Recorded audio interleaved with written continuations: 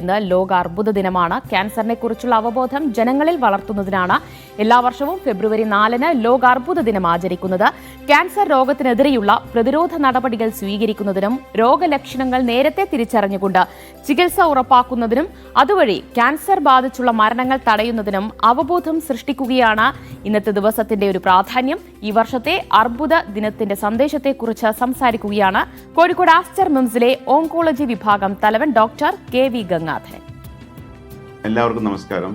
ഞാൻ doctor KV Gangadharan, HOD department of oncology, Aster MIMS Calicut. February 4 world cancer day ആണ്. ഇതിന്റെ ഉദ്ദേശം ക്യാൻസർ ബോധവൽക്കരണം സമൂഹത്തിൽ എത്തിക്കുക, നേരത്തെ കണ്ടുപിടിക്കാനുള്ള മാർഗങ്ങൾ എന്തെന്ന് അറിയിക്കുക, നേരത്തെ കണ്ടുപിടിച്ചാൽ പ്രോപ്പറായി ചികിത്സിച്ച് മാറ്റാനുള്ള എന്തെല്ലാം മാർഗങ്ങളുണ്ട്, എവിഡൻസ് ബേസ്ഡ് മെഡിസിൻ പ്രോപ്പറായി ജനങ്ങളിലേക്ക് എത്തിച്ചു കൊടുക്കുക. ഓരോ വ്യക്തിയും ഡിഫറെൻ്റ് ആണ്. അതുപോലെ തന്നെ ക്യാൻസർ എന്നൊരു ഡയഗ്നോസ് മാത്രമാണ്. അതിന് പിന്നിലൊരു വ്യക്തിയുണ്ട്, ആ വ്യക്തികളുടെ ഒരു കൂട്ടായ്മയുണ്ട്.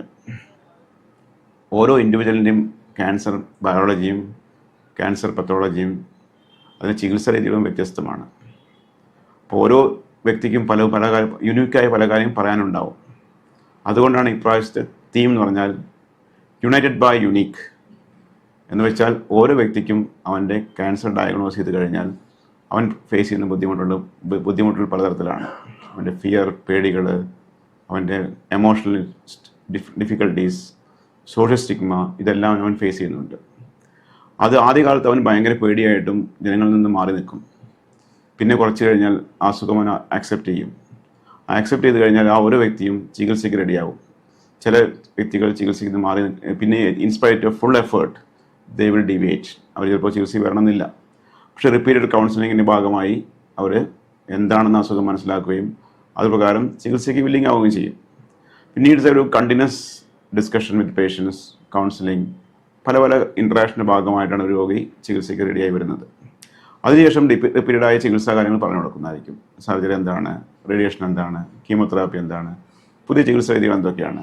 പക്ഷേ ഈച്ച് പേഷ്യൻറ്റും ഡിഫറെൻറ്റ് അനുഭവങ്ങൾ ഉണ്ടാവുക. That is why this year theme is called united by unique. ഒരു തീം, ആ തീമിന് വെച്ച് എല്ലാ രോഗികൾക്കും ഏറ്റവും ബെസ്റ്റ് ചികിത്സ കൊടുക്കാൻ സൗകര്യം ഉണ്ടാക്കി കൊടുക്കുക, അവരുടെ കൂട്ടായ്മ ഡെവലപ്പ് ചെയ്യുക. ആ കൂട്ടായ്മയിലൂടെ നമുക്ക് ഓരോ വ്യക്തികൾക്കും പ്രോപ്പറായി ചികിത്സ എത്തിക്കുക, അവയർനെസ് ജനങ്ങളിലേക്ക് എത്തിച്ചു കൊടുക്കുക, നേരത്തെ കണ്ടുപിടിക്കാനുള്ള മാർഗങ്ങൾ എന്തൊക്കെയാണ് പറഞ്ഞു കൊടുക്കുക.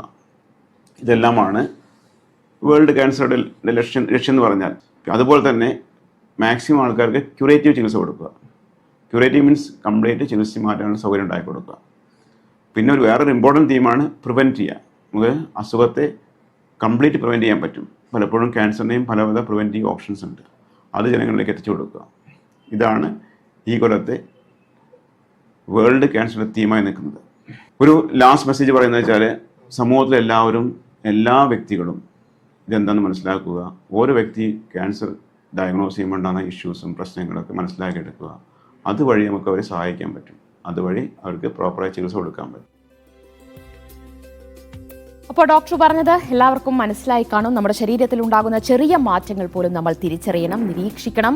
അത് ഏതെങ്കിലും തരത്തിലുള്ള സൂചനകളാണോ എന്ന് മനസ്സിലാക്കി പരിശോധന നടത്തുക തന്നെയാണ് ക്യാൻസറിനെ പ്രതിരോധിക്കാൻ ഏറ്റവും കൂടുതലായി നമ്മൾ ചെയ്യേണ്ടത്.